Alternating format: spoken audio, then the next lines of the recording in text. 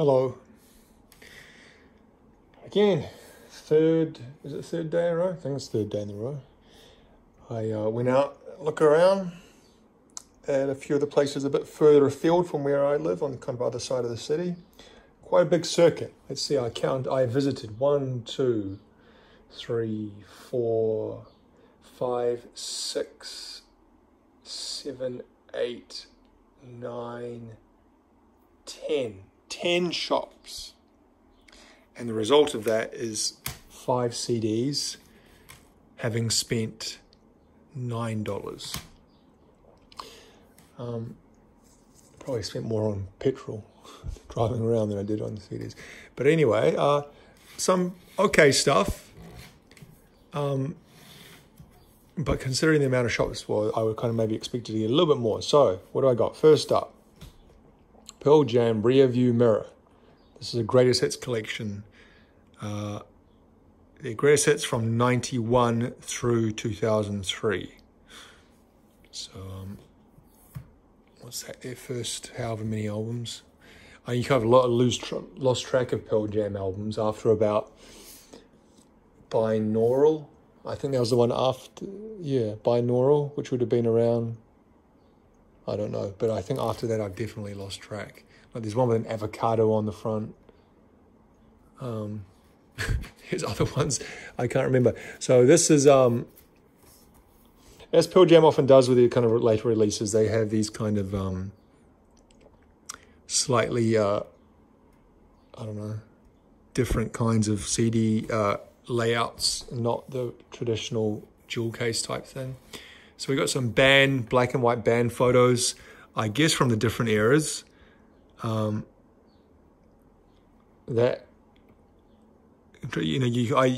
the way to tell which era is either by their hair or by the drummer, because obviously they went through drummers, different eras. I can't actually see any drummer here. Can't really recognize. I know that's Jeff Ament, the bassist. Is that Eddie? It's hard to tell who the other ones are. In the middle one, I think that's Stone Gossard. And that's Jeff Ament. Can't see anyone there. That is Matt Cameron era. So when he came in about 99, 98. Soundgarden broke up in 97. April 97. And I think pretty soon after that he was working with Pearl Jam. So so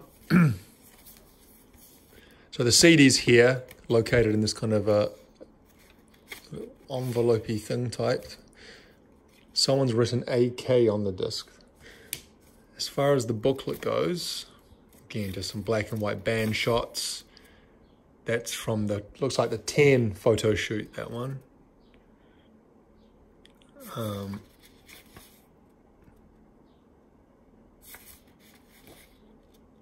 This all looks like it's kind of 10 era, doesn't it?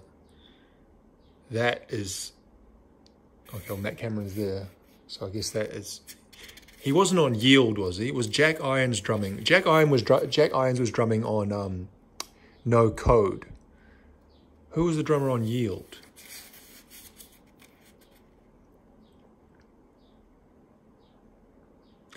So what have we got here? We've got, what is this? I don't know what that means by downside. What? So we've got black. No, is it meant to be 2 discs? What, is it 2 discs? Oh, it is. Huh. I just realized. Oops. The woman in the shop asked me when I took these 3 out. So these first three were from one shop, the other 2. And she said, are these all single discs? And I said, yes. Because it was $2 each or 3 for $5. But I guess if it was a double disc, it would be more. I honestly didn't know there was a double disc. Okay, well, there we go. It's a double disc. And they are titled as Up and Down with the arrows. I didn't even realize there was a disc. What the hell is that? Like dried glue. Anyway, I was showing the track listing there, and that made me realize it was 2 discs. So we got Once, Alive, Even Flow, Jeremy, State of Love and Trust, So State of Love and Trust, up until this time, was only, as far as I know, was only featured on the Singles soundtrack and also on the Unplugged show that they did. Animal Go, Dissident, Real Rearview Mirror. So this is just, no, it's not, is it? It seems to be largely chronological. Because those first 1, 2, 3, 4 are from 10, then State of Love and Trust from the Singles soundtrack, then Animal Go, Dissident, Rearview Mirror from Versus, Split in the Back Circle, Quartering Up For You from Vitology, I Got ID, I don't know what that's from. Hail Hail is from NoCo, Do the Evolution and Save You from Yield. And then the second disc, we got Black Brute, it's kind of going out all over the place again.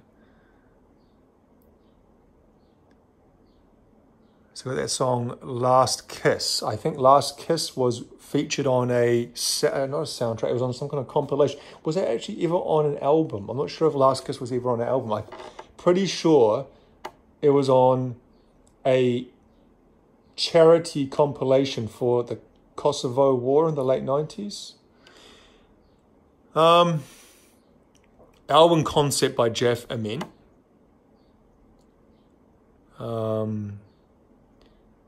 Produced by Pearl Jam, Brendan O'Brien. Oh, those are just the producers of their albums. I was just seeing if it kind of offered any kind of insight into what. No, it doesn't. Okay, so it seems to be a pretty straight ahead kind of singles, greatest hits type thing, and with a few kind of the tracks from other compilations like State of Love and Trust and Last Kiss thrown in as well. Black is remixed by Brendan O'Brien because 10 was produced by Rick Parashar. Parashar? Don't know how to pronounce his name. And so he produced the album version of Black, but it says that it's been remixed here by Brendan O'Brien.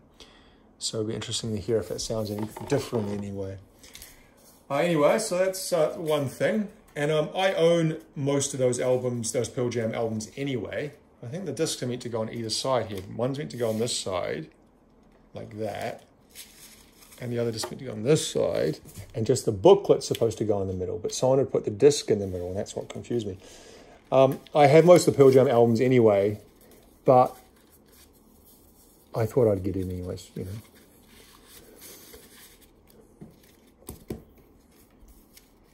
Very cool, like a is it holographic? Not really holographic. What do you call it? Shiny? What do you call it? It's like that. My son collects Pokemon cards, and some of the Pokemon cards are like that. And I think he calls them holographics. But it's not actually a hologram, is it? It's just like a shiny, kind of almost mirrored effect. So that was from the first one I got. So these ones are all from the same store. So like I said, 3 for $5. This one I've never seen before. Now, I've done a video about this artist before, Carla Bruni. I did one of my first videos, probably the first or second month I was making videos on this channel, I did about her first album, which I quite like. Now this is, I don't know which number album this is. I didn't even know she'd made other albums, but I saw this and I thought, well, I'll pick this up because I liked her first album quite a lot. I like her voice. And so, yeah, picked this up and just to see, you know, what direction she's gone. Is it's going to be more of the same, that kind of singer-songwriter, folky sounding, very breathy voice, French language type stuff, or is it going to be different in any kind of way? This looks like it's okay, at least that one is a cover, because that says it's got a copyright from 1971.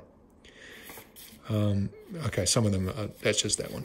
Anyway, yeah, I have no idea what this is going to sound like, but this is probably going to be the first thing I listen to, because I'm actually genuinely interested to hear what it sounds like.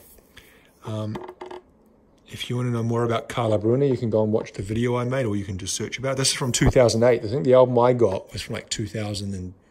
So this is quite a while later. She is still married to the president, or the ex-president of France, Nicolas Sarkozy. She was the first lady of France, but before that she was a model. She dated Eric Clapton and some other famous people. Yeah. Third one, Collective Soul. Now, I own a few Collective Soul albums. I think I've got one compilation as well. But I don't have the case for some of them. I think I actually have this one, but without the case, maybe. Anyway, I just sort of picked this up because just on the off chance that it is the one that I have the disc for and not the case. I'm not sure because I thought some of these songs were on different albums. I could have sworn that Gel and December were not on the same album, that one of those was on the earlier album.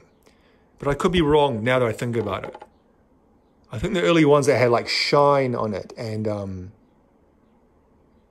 that other one, I can't remember the name for. Anyway, these guys are actually touring. A little bit later, probably the end of this month, they're doing a tour here. Not a tour, they're doing this thing. Again, I made a video about a year ago about Stonehill Pilots, and I said they just toured New Zealand, and they were on this, I call them kind of vineyard tours, where these bands come, kind of nostalgia acts, and they put about 3 or 4 of them on a bill, and they don't tour the main centers. They go to like, you're not from New Zealand, so you wouldn't know what I'm talking about. They go to these kind of smaller cities and play kind of these semi-festivals, or they play at vineyards. Like there's these kind of vineyards out in the countryside that put on these big concerts, but they're always in really inconvenient places. And it seems that it's kind of targeted at like rich people, basically. People who can afford to bloody drive to the middle of nowhere and spend however much you need on accommodation out there and drop however many hundreds you need on the ticket to watch some band from the 80s or 90s play their hits. But I would have loved to have seen Stonehill Pilots play a proper concert. And I would like to see Collective Soul play their own concert because I liked Collective Soul back in the day. I know a lot of people didn't. They were kind of viewed as kind of bandwagoners, if you know what I mean. Kind of like, I guess the way that people kind of talked about Nickelback 10 years later. Okay, I think some people kind of saw Collective Soul in a similar way, kind of quite inoffensive radio rock, but with some grunge alternative rock elements thrown in to keep with the zeitgeist of the times. But I think they wrote some good songs. I don't like all their songs. I don't like that song, The World I Know. That is a bit saccharine, and I kind of almost can't stand it and would probably turn it off if it came on the radio. But December is a great song. Where the River Flows is a good rock song. Gel's a good song. Smashing Young Man's a good song. Bleed is a good song. Anyway, those 3 for 5. Then, actually, that was the second place. The second place I bought. The first place I bought something were these two. These were $2 each. Okay. It's a little bit more expensive than usual, all of these today, because usually I'm looking at more $1 max, or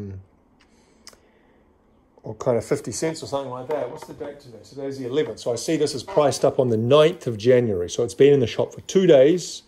This one put out today on the 11th. See what I say about this? If you're not in there at the right time. Now, what is it? It is a Cure album called 413 Dream from 2008. This is one of those later Cure albums that, I'm going to be honest, I have not heard a single bar of music from. I didn't really listen much to the Cure much past, like, when did Wish come out? Like, I don't know, the early 90s. I haven't really listened to any of the albums past that. Not that they made many albums past that.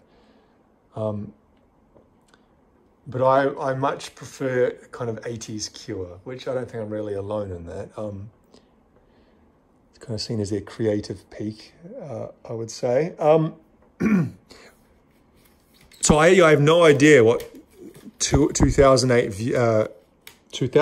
vintage Cure sounds like. Now what this is, as soon as I saw this, I knew what it was. So this sticker, Rock Cure, I knew that this is old stock from a library. Public libraries here, and probably maybe in your country is the same, used to have a selection of CDs and DVDs which you could borrow. I think you had to pay a small fee to borrow CDs and DVDs. Obviously, books and magazines are free, but I'm pretty sure CDs and DVDs, like, you know, you're renting them, you have to pay a small fee. It was only very nominal, like $1 for 2 weeks or something like that.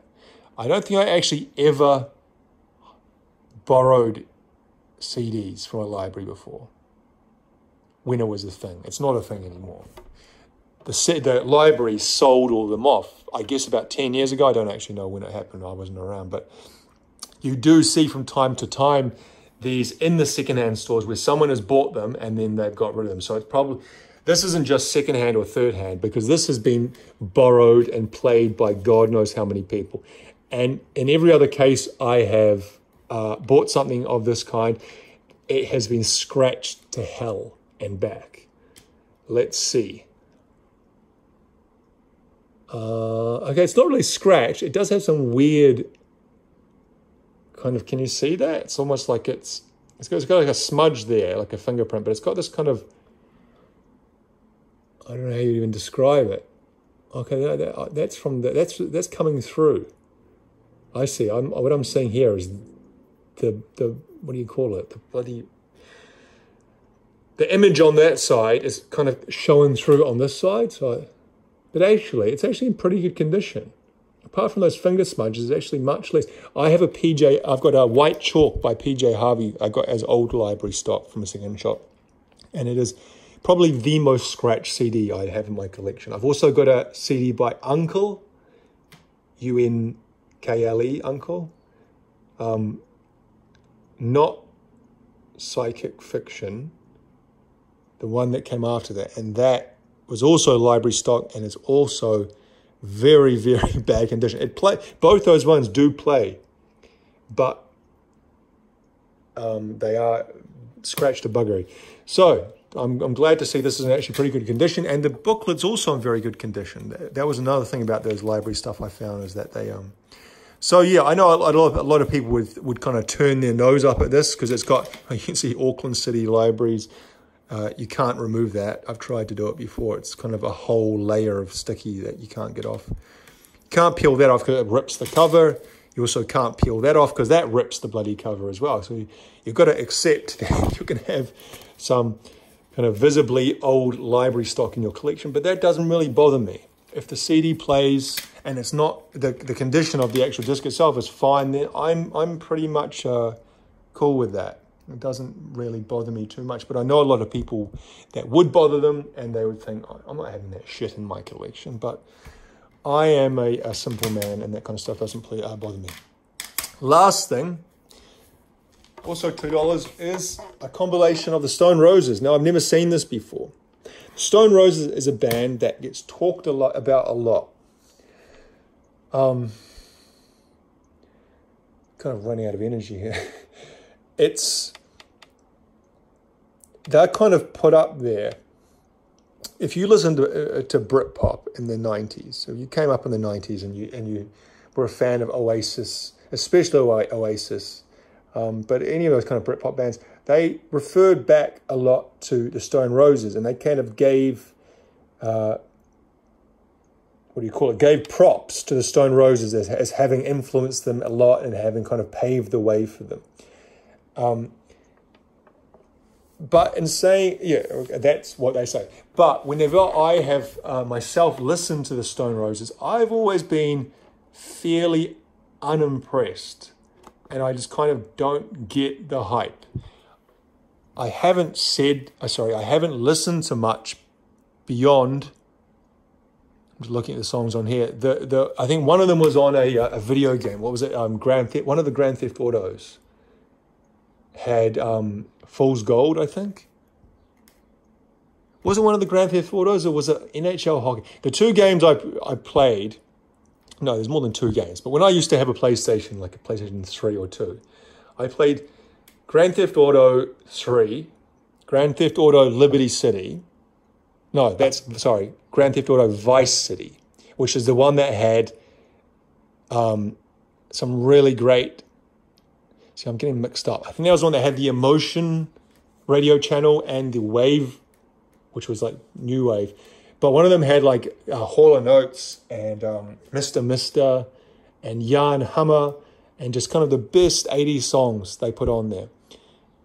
Anyway, what am I talking about? Then, sorry, I'm all over the place here. My point is I didn't play that many video games in my life, but the ones I have played, the Grand Theft Auto series through to about Grand Theft Auto 5, NHL hockey, I played that a lot. Saints Row, one of those games that I've just gone through there, had Stone Roses Fool's Gold on the soundtrack. And so I know that song. I also know I Want to Be Adored. I know She Bangs the Drum. I know Love Spreads. I think I also know I Am the Resurrection. But I haven't listened to much else beyond those songs.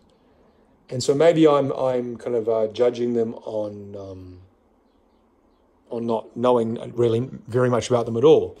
But those songs that I just named, they're not bad songs. And I Want to Be Adored in particular, it's quite a nice song.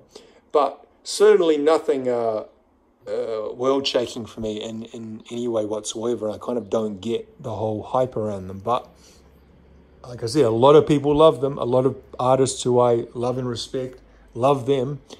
And they are, time and time again, their albums, their 2 albums, I think they had just 2 albums, are kind of all put on lists, especially by the British music journalists. They really hold it in very, very high esteem. But so there's got to be something there. What do they say? If you that's another saying. If you meet everyone you meet as an arsehole, maybe you are the arsehole. But in this case, if everyone says the album is great and you think it's not great, well, maybe they're right and you're wrong. But at the end of the day, music is completely subjective. So who am I to say, or who are they to say? Just got to say, for me, I just find their music a bit meandering and just not my cup of tea. But like I said, I've only heard about 4 or 5 songs, so I got this so that I could listen to more. And apart from that, I've never seen I've never seen any Stone Roses CDs secondhand before. Certainly never seen a best of Stone Roses CD secondhand. So yeah, I'd say I'm almost done in my my what do you want to call it? My Jesus Christ, I'm literally lost for words. What's the word? My goal, kind of my plan, because I've said in a previous video, my family are away on holiday at the moment. So they left on Monday. Tuesday, Wednesday, and today, Thursday, I had a plan each of those days to kind of look around some of the shops because I haven't been looking very much recently at all. And I did that. I also did one on Sunday, didn't I, when I was with my son before they went. So I basically knocked off all the shops that I usually go to. There's a few out west that to get out there's quite a hike, and I'm kind of tossing up whether I'm going to go out there tomorrow because those are the last 2 days of my holiday before I start back at work on Monday. So I might go out there tomorrow. There's also another couple of places down, another kind of place that's quite inconvenient to get to, but it's quite a nice area. You can go down there and have some lunch, sit by the water. Might do that. But I'd say 90% of the shops I usually go to, I have been to. And I'd say I am very happy with 2004. 20 years off. 2024 has the first 2 weeks or 11 days have been some of the best I've had for finding CDs in the last year. Meaning, the 12 months preceding those. So yeah, there's not really much else to say. We'll see what happens. I might have another video tomorrow about some new things I found. Maybe not, depends what happens. But then, like I said, I'll be starting back at work on this next Monday coming up in 3 days. And then I'll be back to the grind. Another year of doing what I do. And, you know, this holiday, I'm coming to work. This Christmas holiday that I've just had, I was counting down the days, counting down the hours until it started. I'd say the last 3 months at work have been, not that anything have been different or it's been particularly like stressful, like some extra things have happened. It's just, you know, in any job, I started a new career 4 years ago, 3 or 4 years ago. And before that, I did another job for 16 years. I was kind of in the same profession for 16 years. And in those 16 years of working my previous job, I would have ups and downs, especially the last 2 years of my job, which was 2018, 2019, were, again, a struggle, a grind. But the 14 years before that, I'd say in general, more often than not, I was up. I was enjoying my work. There were periods where I was like, ugh. But there were some times where I really enjoyed going to work, and my work provided me with many opportunities that I would never have had if I had not done that job.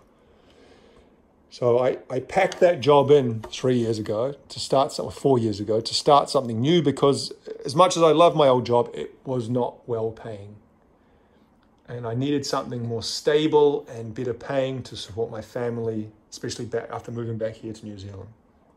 And so I've been doing this job now for coming up 4 years. And I certainly earn more money than I did. Not that it goes very far in the fucking current bloody economy where it's just fucking prices are out of control for everything. Particularly housing, rent is just, that's another story. But the job itself, I've had some, again, that's ups and downs. Maybe more, I wouldn't say I've had many days where I've loved going to work, but maybe it's just a lot of, I feel kind of, it's like, it's okay, is what I'd say.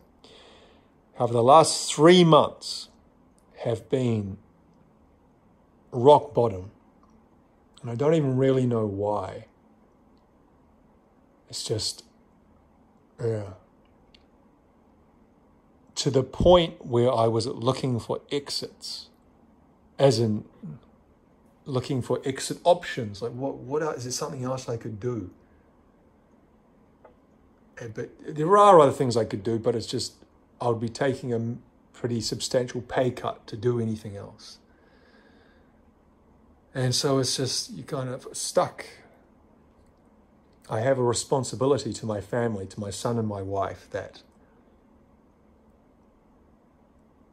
I want to be able to provide some kind of stability and security for them. And I know by quitting a job at my age, I'll be 43 in 3 weeks. It would be a big bump in our life. And I'm not willing to do that, especially not willing to do that to my son, because I think stability for children is absolutely paramount in their development. And I don't want to do anything that could jeopardize where he goes to school or where we live, like having to fucking move around, like move schools. So he's, yada, yada, yada. I don't know why I'm actually talking about all this. Just saying that it's been nice to have a break.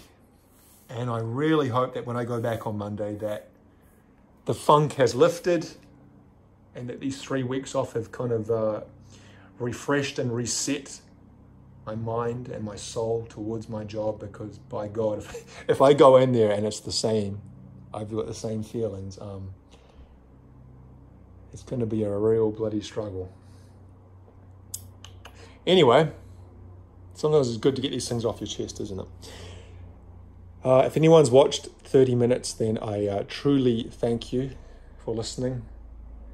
Take it easy. See you later.